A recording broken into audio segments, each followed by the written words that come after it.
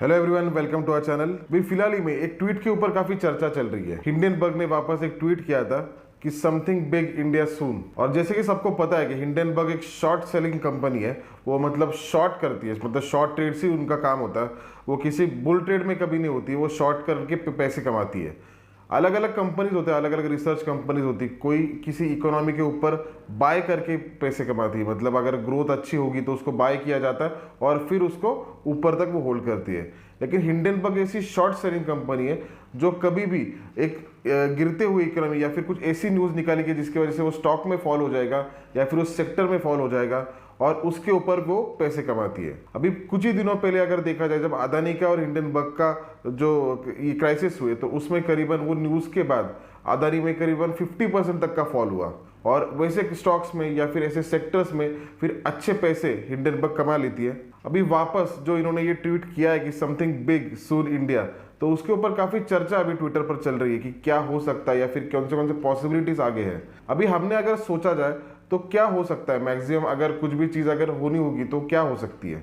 तो एक तो सबसे पहले जो होगा कि किसी स्टॉक के बारे में हो सकता है कि किसी स्टॉक के बारे में उनकी कुछ रिसर्च निकालेगी या फिर कुछ कमेंट्री करेगी या फिर कुछ उसको रेटिंग दिया जाएगा या फिर कुछ अन्य भी अगर कुछ चीज़ें होगी और उसके वजह से फिर वो स्टॉक में गिरावट हो सकती है और फिर उसमें फिर वापस हो उसमें उनमें प्रॉफिट हो सकता है।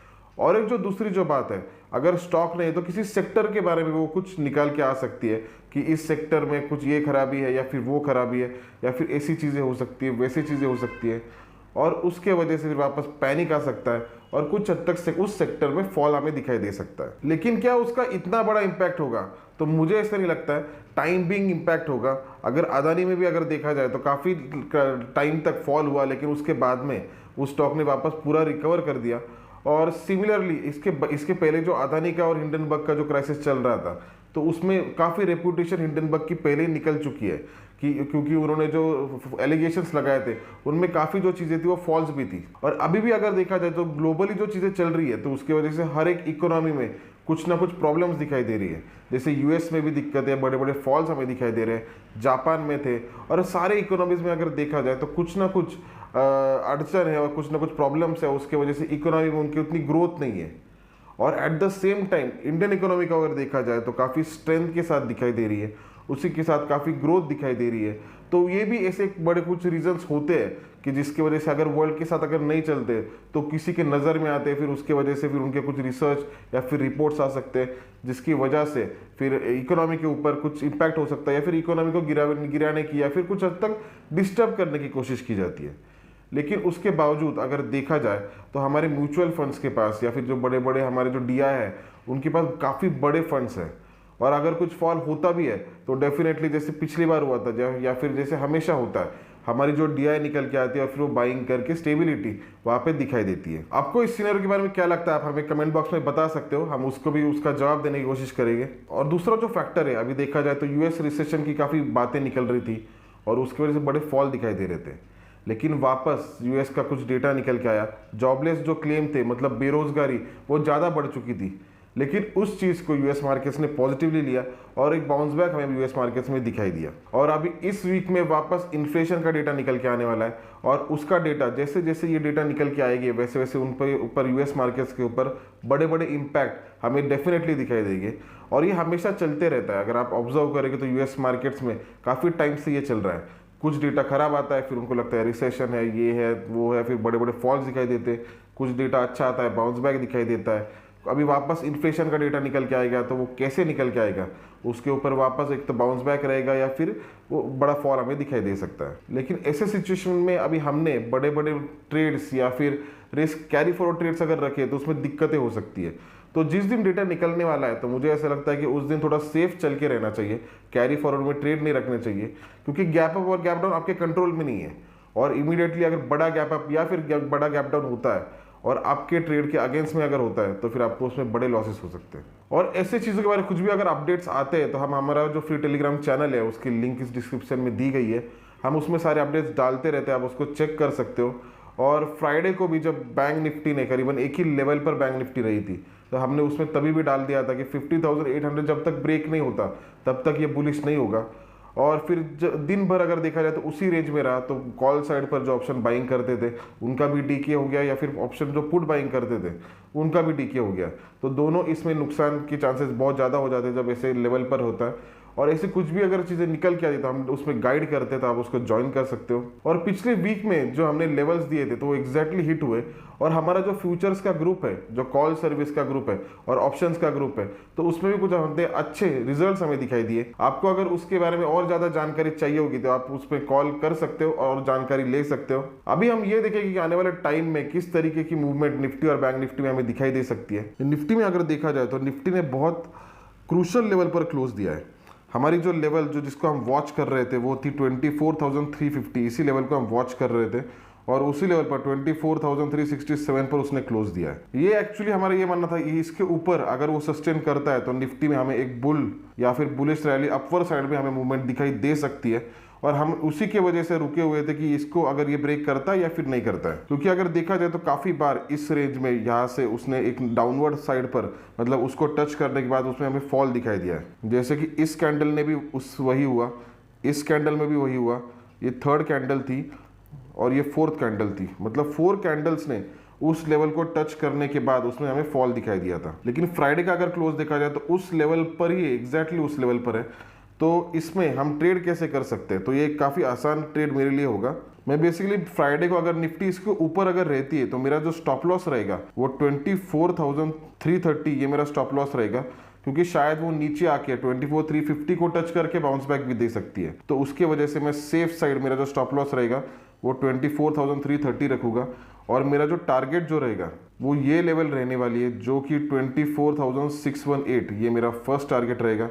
और मेरा जो सेकंड टारगेट रहेगा मुझे लगता है कि 24,872, ये मेरा सेकंड टारगेट रहेगा। ये अगर आप देखोगे, ऑब्जर्व करेंगे तो, क्योंकि 24,350 एक काफ़ी क्रूशियल लेवल हो चुकी थी, तो हमें अगर इसके ऊपर रहती है तो ये बुलिश रह सकती है।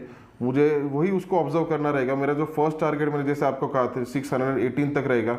मुझे ऐसे लगता है कि 370 के ऊपर अगर रहती है तो 618 इसको टच कर सकती है, और इसके ऊपर अगर रहती है तो फिर वो सेकंड जो मेरा टारगेट रहेगा वो 24,872 रहेगा, जो कि करीबन 500 पॉइंट्स की मूवमेंट मुझे ऐसे लगता है कि इसमें हमें दिखाई दे सकती है। और इसमें मैं शॉर्ट ट्रेड तभी लूँगा कि जब अगर 24,350 के नीचे अगर रहती है, तो इसी लेवल का मैंने जैसे 30 पॉइंट्स का नीचे स्टॉप लॉस रखा था जब बाय टाइम के ऊपर जब मैंने किया था, तो इसमें मैं 30 पॉइंट्स ऊपर का स्टॉप लॉस रखूँगा। मतलब मेरा जो स्टॉप लॉस रहेगा वो 24,380, ये मेरा स्टॉप लॉस रहेगा। और डाउनवर्ड साइड में जो मुझे लेवल्स दिखाई दे रही, जो फर्स्ट टारगेट जो रहेगा ये काफ़ी सपोर्ट का काम कर सकता है, या फिर यहाँ से बाउंस बैक भी हमें दिखाई दे सकता है। तो ये करीबन 24,200 ये लेवल रहेगी, ये मेरा फर्स्ट टारगेट रहेगा। क्योंकि इसमें अगर आप ऑब्जर्व करोगे तो काफ़ी बार इस लेवल पर उसने एक काफ़ी स्ट्रॉन्ग टाइम भी बिताया है, और उसको एक काफ़ी स्ट्रॉन्ग सपोर्ट भी हमें दिखाई दे रहा है। क्योंकि इस जोन में अगर आप देखोगे तो 24,200 से काफ़ी बार उसने बाउंस बैक हमें दिखाई दिया, और काफ़ी टाइम तक उसने उसको ब्रेक नहीं किया था। यहाँ पर इस कैंडल के साथ में 24,200 ब्रेक हुआ, जबकि उसके ऊपर न्यूज़ का इम्पैक्ट था, इसकी वजह से उसने उसको ब्रेक किया था। और फिर उसके बावजूद भी इस कैंडल को अगर आप ऑब्जर्व करोगे तो वापस 24,200 का स्टॉप लॉस लेने के बाद उसने बाउंस बैक दिखाई दिया। तो फिर 24,200 ये मेरा फर्स्ट टारगेट रहेगा, और मुझे ऐसे लगता है कि वहाँ से बाउंस बैक आ सकता है। लेकिन अगर ये लेवल अगर ब्रेक होती है तो फिर डायरेक्टली मुझे ऐसे लगता है कि 24,000 तक यहाँ से निफ्टी जा सकती है, जो कि वापस ये एक सपोर्ट जोन और ये एक क्रूशियल लेवल ये रह सकती है। तो निफ्टी में इस तरीके का मैं ट्रेड लूँगा कि अगर ऊपर अगर रहती है बुलिश ट्रेड मेरा इस तरीके का रहेगा, बेरिश ट्रेड भी अगर बनता है तो इस तरीके का रहेगा। बैंक निफ्टी में हमें काफ़ी ह्यूज वोलेटिलिटी दिख रही है, और बैंक निफ्टी यही दिखा रही है कि अब मान लीजिए काफ़ी बुलिश ट्रेड अगर हो रहा है तो बड़ी बड़ी कैंडल्स वहाँ पे आ रही है, और उसके बाद फिर यही लग रहा है, मतलब यहाँ पे अगर देखा जाए तो ये एक बुलिश कैंडल बनी थी, तब ऐसे लगने लगता है कि यहाँ से बैंक निफ्टी बाउंस बैक हो चुकी है, रिवर्सल हो चुका है, काफ़ी स्ट्रांग अब यहाँ से बुलिश ट्रेंड दिखाई देगा। लेकिन उसके बाद इमीडिएटली फिर हमें एक स्ट्रांग सेलिंग जोन भी दिखाई देता है, और अगर नीचे भी अगर देखा जाए तो बड़े बड़े कैंडल्स बनाए जाते हैं, और फिर उसके बाद ऐसे लगता है कि अब ये नीचे निकल जाएगा, और उसके बाद वापस वहाँ से ऊपर की डायरेक्शन हमें दिखाई दे रही है। तो बैंक निफ्टी फिलहाल अगर देखी जाए तो बैंक निफ्टी रिटेल ट्रेडर्स को काफ़ी कंफ्यूज कर रही है, या फिर काफ़ी ट्रैप जोन में दिखाई दे रही है। लेकिन इसमें अगर आपके लेवल्स अगर आपके सही रहेंगे तो फिर आप उसमें ट्रैप होने की चांसेस कम से कम हो जाएगी, अगर आपके रिस्क रिवॉर्ड आपका कैलकुलेटेड रहेगा तो इसमें मेरा ये तरीका रहेगा कि बैंक निफ्टी अगर ग्रीन अगर ओपन होती है तो 50,407 मेरा स्टॉप लॉस रहेगा, मेरा टारगेट 51,760 ये मेरा टारगेट रहेगा। और हमेशा मैं इसमें निफ्टी की तरह होल्ड नहीं करूंगा और वेट नहीं करूंगा, मैं यहाँ पे एक बार बुकिंग लेते रहूंगा, क्योंकि मुझे ऐसे लगता है कि यहाँ पे आप अगर प्रॉफिट लेते रहोगे तो आप ट्रैप होने के सबसे कम चांसेस रहेंगे। तो जितने भी पॉइंट्स अगर मिलते हैं तो फिर उतने लेने चाहिए। ये करीबन अगर 50,500 ऊपर अगर सस्टेन करता है तो ये मेरा फाइनल टारगेट रहेगा जो कि 51,760 है, लेकिन उसके पहले मैं 50% तक मेरा जो ट्रेड रहेगा मैं उसको यहाँ पर डाइल्यूट कर दूंगा, यहाँ पर उसका प्रॉफिट ले लूँगा जो कि 51,200 है। तो 51,200 पर मैं मेरी जो हाफ क्वांटिटी है उसको स्क्वायर ऑफ कर दूंगा, मतलब कुछ हद तक मेरे पास प्रॉफिट आ जाएगा। उसमें अगर वो नीचे आती है तो मैं उसमें स्क्वायर ऑफ कर दूंगा, और अगर ऊपर रहती है तो मेरा टारगेट जो रहेगा वो 51,760 ये मेरा फाइनल टारगेट रहेगा, जैसे हमने डिस्कस किया था, जो करीबन 1200 पॉइंट्स की मूवमेंट हमें अपर के डायरेक्शन में दिखाई दे सकती है। और 1200 पॉइंट्स की मूवमेंट फिलहाल बैंक निफ्टी में काफी यूजुअल हो चुकी है। और डाउनवर्ड साइड में अगर 50,400 अगर ब्रेक होता है तो 50,500 का मेरा स्टॉप लॉस रहेगा, और मेरा जो टारगेट रहेगा वो इस लेवल पर रहेगा जो कि 49,750 है। तो इसमें करीबन अगर 50,500 के नीचे अगर रहता है तो मेरा जो टारगेट 49,750, मतलब ये एक करीबन 750 पॉइंट्स की ही मूव मैं इसमें एक्सपेक्ट कर रहा हूँ, जो कि डाउनवर्ड साइड में मुझे ऐसे लगता है कि दिखाई दे सकती है। और यहाँ पर मैं पूरी क्वांटिटी उसको स्क्वायर ऑफ कर दूंगा, तो 50,500 के नीचे ये मेरे लेवल्स रहेंगे, और ऊपर के जो लेवल्स है जैसे मैंने आपको कहा कि 50% क्वांटिटी यहाँ पर स्क्वायर ऑफ हो जाएगी और फाइनल क्वांटिटी यहाँ पर स्क्वायर ऑफ हो जाएगी। तो ये मेरी मूव रहेगी बैंक निफ्टी में आने वाले टाइम के लिए, ताकि ट्रैप ना हो और जितना ज़्यादा से ज़्यादा मैं उसमें प्रॉफिट करने की कोशिश मेरी रहेगी। और आई होप ये वीडियो आपके लिए बेनिफिशियल रहे और आने वाला टाइम आपके लिए अच्छा रहे। धन्यवाद।